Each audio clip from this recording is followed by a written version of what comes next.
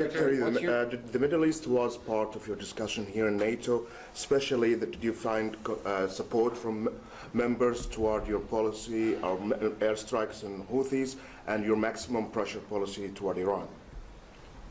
Yeah, I mean, on the Houthis, everybody wants to get their ships through the Red Sea. We're the only ones doing anything about it, but everyone wants to, get their ships through there. As I said, we've done the world a great favor by taking on this band of criminals who have, unfortunately, sophisticated weaponry that they can use to, they attacked, 150, 160 merchant vessels. 174 times they've attacked the United States Navy. So I think the world should be grateful to the United States for being involved in this and doing this. Everyone thanks us for it.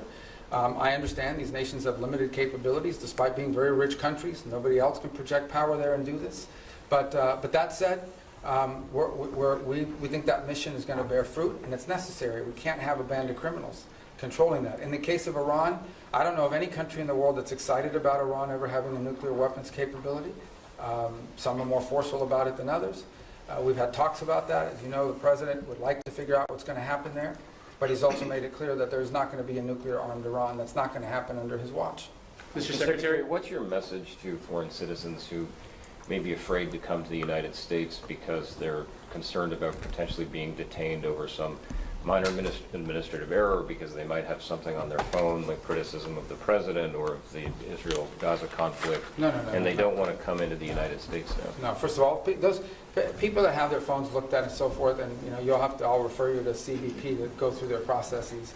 But generally, it's people that have been flagged coming in for a reason. I would say that if you're not coming to the United States to join a Hamas protest or to come here and tell us about how right Hamas is, or to tell us about, stir up conflict on our campuses and create riots in our street and vandalize our universities, then you have nothing to worry about. But thousands and thousands of people come into the U.S. every single day to conduct business, to travel, to do all sorts, to visit relatives. It happens every day. It's very commonplace, and nobody has a problem.